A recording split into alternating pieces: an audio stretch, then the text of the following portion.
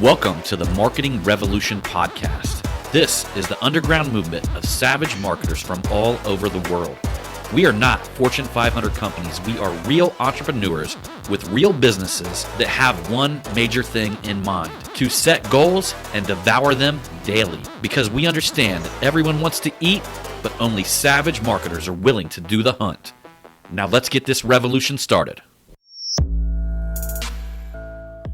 Hey, what's up, everybody? John Hiley here with the Marketing Revolution podcast and the Marketing Savage Facebook group. Got a really cool episode for you guys today.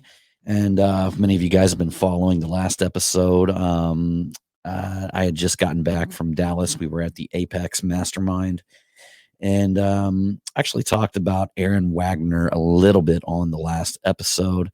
And some really cool insights that we actually gathered from Aaron. And this is more along the lines of kind of like an investment segment. A lot of people in that group are big time investors. I mean, you know, one of the things that I learned about being surrounded with like so many other millionaires is that people in these groups are always looking for ways to make their money work for them. Meaning that, people that are good with money never want to let it get stagnant. They always want to, or stagnant. They always want to, let's just say like their money is an army and it's to go out and capture more money hostage and continuously bring it back to them. In fact, there was even a remark in the group that said, hey guys, before you go out and buy another Rolls Royce, how about you buy into one of these franchises that Aaron has for the same cost as a Rolls Royce, and it'll make the payment for you, and then they'll also give you equity in something that's going to eventually sell. So what you guys gotta think about, man, this is the way the wealthy mindset thinks. The wealthy mindset thinks like, how can I buy a Rolex that is never going to depreciate in value? So that way I can wear it for 5 years and then I can sell it for the same price that I paid for it. Rather than, the different type of mindset is like, oh, wow, I can afford a $3,000 watch that after you buy it in 2 years, it's maybe worth $250 if you're lucky. So I'm going to jump into this because one of the things that I was interested in, specifically when it came to Aaron has 2 franchises right now that are available. If you don't know him, he owns, I think it's called Wagner Capital. And they do a lot of shit, guys, like a lot of shit. I mean, so what I'm telling you here is more along the lines of the tip of the iceberg.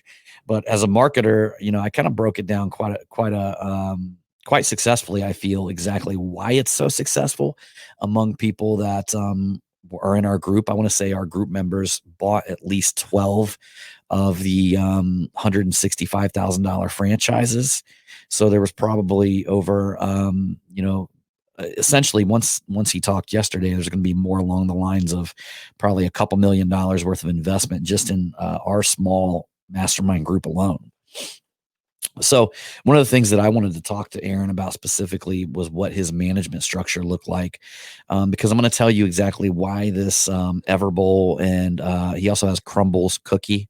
So why it appeals so much to entrepreneurs who have money that they want to invest. Well, number one, most entrepreneurs who have money are typically really busy at whatever they're currently doing. So whatever their main income source is, they're fucking really busy. So like none of these guys are looking to open up one of these businesses and then actually go work in the store. In fact, they don't even want to be involved at all.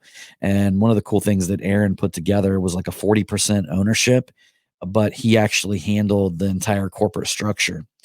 And now many of you guys who have been following me for a while, just remember this when I talk on our Savage Sermon Sunday, because I'm going to tie a lot of this into our Savage Sermon Sunday. So what Aaron had told me during this conversation I had with him is that they started off with kind of like a lead overall manager, and he gave me all the credentials and all this kind of stuff. The dude seems pretty amazing. But then they also have something like a chief talent officer, meaning this individual that would not only recruit talent, but he's also there to set the culture in the company. And they had a lady who was an operations officer.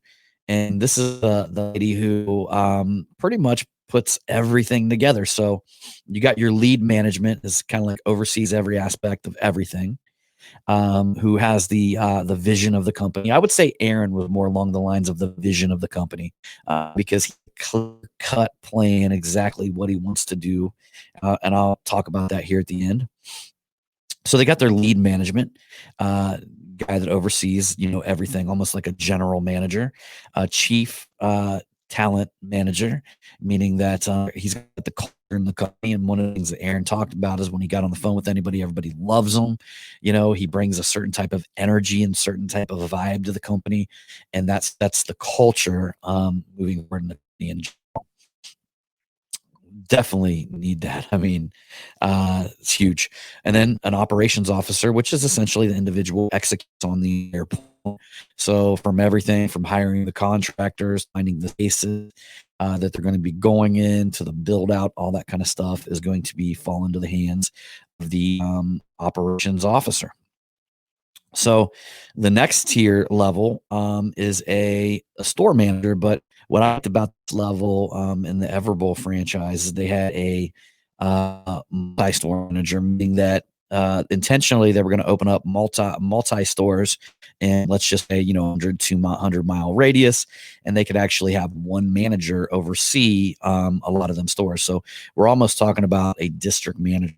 And then the next level would be, in a sense, a store manager, but they actually called them shift leaders. So they would have a shift leader inside of the stores. Kind of the cool thing about the multi-store manager, I put them in position to pay somebody six figures so they wouldn't want to go anywhere. Meaning that, yeah, okay, so there's some responsibility there, and you're very rarely going to be put in a position to make a lot of money without a decent amount of responsibility. But then the next tier, they got their shift leaders, and then they got general employees. So very, very interesting structure that they have there in that corporation, and kind of where this runs full circle and where the marketing is with this. Is that essentially Aaron, with that vision, is trying to build out 300 of these stores, and I think they already got 100 of them on the ground. So that's his vision. The marketing is that he can come to places like this mastermind group where there's millionaires that have a lot of money, and they're always looking for things to do with their money, looking for things to make their money move so it doesn't stay stagnant. And the idea of future investments. And Aaron Wagner's done a great job just simply executing on being, you never bet on the horse, you bet on the jockey, right? So Aaron Wagner is the jockey, man. He's the one that you're going to make your bets on because his track record is insane. And you can see the vision. Like, I'm painting the picture for you right now. I mean, this is what he talked about inside of our meeting. So if you could imagine how this would appeal to a hands-off situation where you can walk in and become 40% owner of something that I want to say each store they were talking about yielding like a $14,000 a month profit, meaning that you would be entitled to 40% of that. So, which is really good, man. You invest $165,000, you're making $4,000 to $6,000 a month on your return, is a great investment, meaning that you're also building equity in the actual company itself. And that's kind of the kicker as well, here at the end, I'm going to tell you guys about. But first, I want to also talk about something that I thought was very interesting. So Aaron's marketing right there. Okay, so before I go into that, let me step back, right? I don't want to forget the marketing lesson here. So Aaron built something that literally appealed to millionaires, people who want to invest their money. And look, it's nonstop. He's got one store after the next going up. And like literally, I think for the next like 24 weeks or something like that. He's got a brand new store coming up every week. So he built something that appealed. He actually took the weight off the shoulders of the people who are going to become investors and put the weight on his management team's shoulders, meaning that there's never going to be a day that you're going to get a phone call saying, hey, fuck, man, you need to be in there to help out and cash out the red. All of that shit is completely handled, and there's a huge market for that. So, I want you guys to think about that in some of your business models. What could you do to satisfy a market like that? Because ideally, depending on what you do, there's always that. Sometimes there's that upper package that can be satisfied. But what you got to remember is a lot of times these investors, they're not looking for a job, man. Like people that got a lot of money aren't looking for a job. They're looking for an investment. So, that being said, one of the other things that I thought was really interesting was the proprietary build out. So, Everbowl actually, the owner of the franchise, I think, ended up creating like 30 franchises before Aaron even stepped in, or Wagner Capital stepped in and they're taking it to the next level. So they created 30 franchises, right?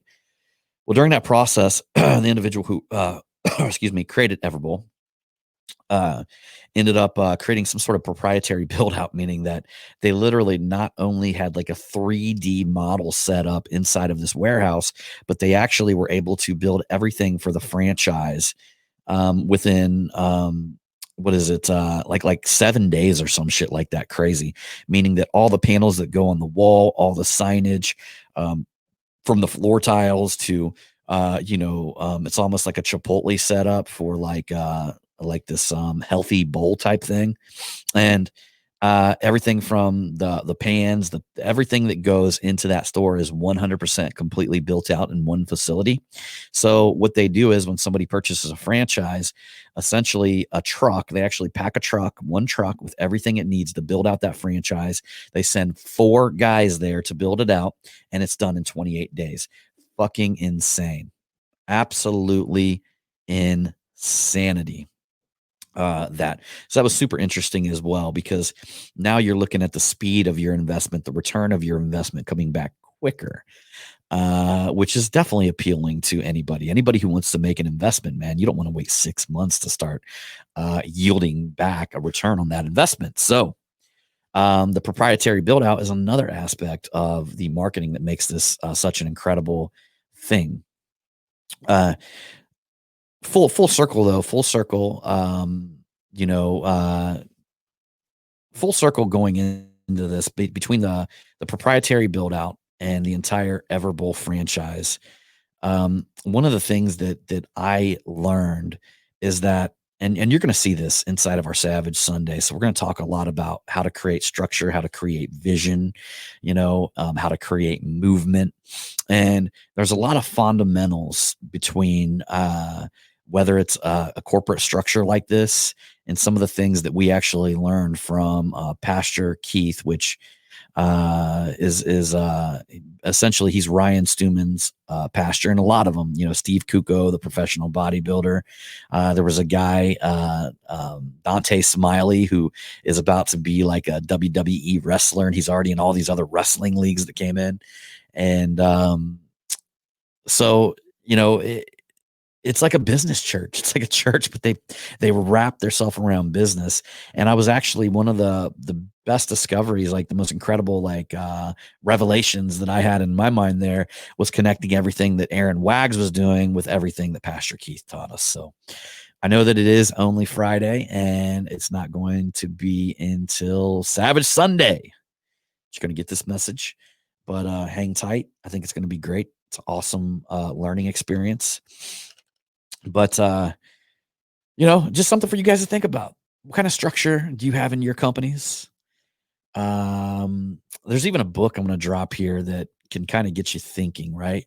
Like, even if you don't plan on selling your business, you should be building it to sell it. You should be building it in a way that from an outside investor perspective, they're going to look at it and they're going to say, damn, that's fucking good. I'd like to get in on that. Or I'd like to buy that, right? Just simply because when you build it to sell it, you do it in the right way and you create a predictable experience, a predictable product. And it's the way you should be doing shit. So this is to kind of get your wheels turning and thinking about that stuff. Success leaves clues, guys. There's a reason why Wagner Capital is like a $1 billion company, ran by probably one of the most humble, cool motherfuckers that you're ever going to meet. And but anyhow, y'all, I'm gonna step off of this podcast now because I want you guys to think about that. And above and beyond that, appreciate each and every one of you. Appreciate each and every one of you for coming along on this episode of the Marketing Revolution podcast. Just remember, become a member of the Marketing Savage Facebook group. There's all kinds of shit going down. If you guys are listening to the podcast, we do the video inside of the Facebook group. We're soon to be doing a YouTube channel. I'm right now we're backed up on videos. I'm in no hurry to drop the channel, but when we drop the channel, we're probably going to be stepping in with like 35 videos or something like that right off the rip.